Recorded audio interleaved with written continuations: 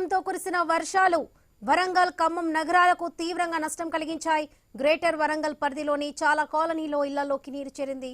కార్లు, ద్విచక్ర వాహనాలు, ఆటోలు నీటిలో నానిపోవడంతో మొరాయిస్తున్నాయి. వరంగల్ హనుమకొండ మధ్య రాకపోకలు ఎక్కడికక్కడ నిలిచిపోయాయి. ప్రధాన రహదారులైన హంటర్ రోడ్, ములుగు క్రాస్ ప్రాంతాల్లో భారీగా వరద నీరు నిలిచిపోవడంతో రాకపోకలు నిలిపివేశారు.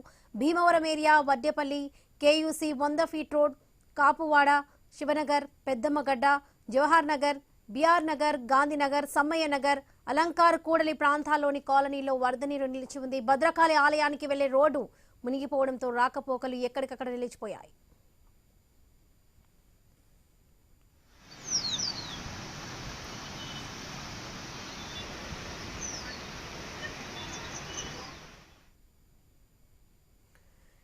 నీట మునిగిన కాలనీలో అధికారులు బోట్ల ద్వారా సహాయక చర్యలు చేపట్టారు. 12 పునరావాస కేంద్రాలు ఏర్పాటు చేసి 2000 మందికి ఆశ్రయం కల్పించారు. హనుమకొండ జిల్లా భీమదేవరపల్లి మండలంలో కురిసిన భారీ వర్షానికి విశ్వనాథ కాలనీ శివార్లో దేవాదుల ప్రధాన కాలువకు గండిపడింది.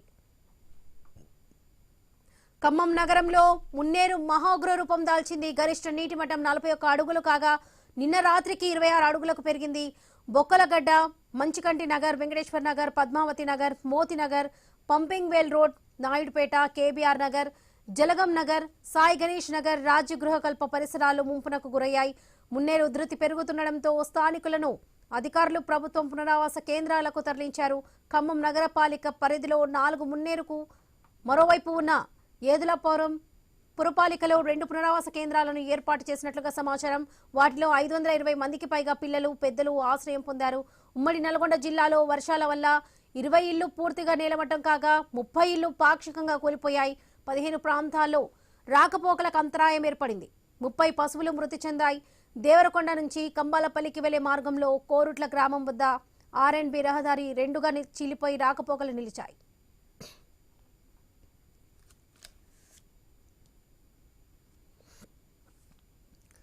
నాగర్ కర్నూలు జిల్లాలో వాగులు ఉప్పొంగి ప్రవహించడంతో పలు చోట్ల రహదారులను మూసివేశారు. శ్రీశైలం హైదరాబాద్ జాతీయ రహదారిలోని ఉప్పనంతుల మండలం పరిధిలో లత్తిపూర్ వద్ద దిండి వంతెన రహదారి 100 మీటర్ల మేర కొట్టుకుపోయింది. దీని పునరుద్ధరణ చర్యలు చేపట్టిన అధికారులు వాహనాలను కొండారెడ్డిపల్లి మీదుగా మళ్లించారు.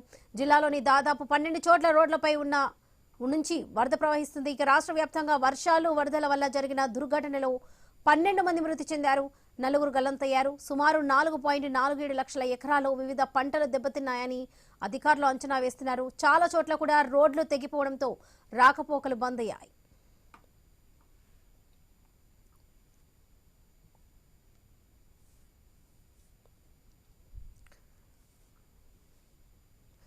మోందా తుఫాన్ ప్రభావంతో కురిసిన వర్షాలు వరంగల్, ఖమ్మం నగరాలకు తీవ్ర నష్టం కలిగించాయి. ఇదే విషయానికి సంబంధించి పూర్తి అప్డేట్స్ మా ప్రతినిధి ప్రశాంత్ అందిస్తారు. ప్రశాంత్. వరలక్ష్మి మోందా తుఫాన్ ఎఫెక్ట్ అయితే ఉమ్మడి వరంగల్ జిల్లా వ్యాప్తంగా ముఖ్యంగా వరంగల్ మహానగరం పైన తీవ్ర ప్రభావం పడింది. దీంతో మొన్న రాత్రి కురిసిన భారీ వర్షానికైతే నిన్న సుమారు 16 గంటల పాటు కూడా వరంగల్ మొత్తం కూడా జల దిగ్బంధంలో చిక్కుకోపోయిన పరిస్థితి. ఇతర జిల్లాల నుంచి వరంగల్ నగరానికి రాకపోకలు తీవ్రంగా అంతరాయం కలగడంతో ఎవరు కూడా నగరం లోపలికి రాని పరిస్థితి. నగరంలో ఉన్న ప్రజలు కూడా బయటికి వెళ్లలేని పరిస్థితి. ఎందుకంటే ప్రధాన కూడళ్ళు అయినటువంటి ఇటు Mulugu road junction, Alankar junction తో పాటు ప్రధాన బైపాస్ అయినటువంటి ఇటు కేయూ జంక్షన్, అటు సమ్మయ్య నగర్ 100 ఫీట్ రోడ్డు తో పాటు ఇటు హంటర్ రోడ్డు పూర్తిగా కూడా జల దిగ్బంధంలో ఉండడంతో అయితే వాహన రాకపోకలను పూర్తిగా పోలీసులు నిలిపివేసి వాహనాలను బైపాస్ ద్వారా బయటికి ఆర్టీసీ బస్సులను అత్యవసరంగా ఉన్న వాళ్ళను మాత్రమే బయటికి పంపించారు.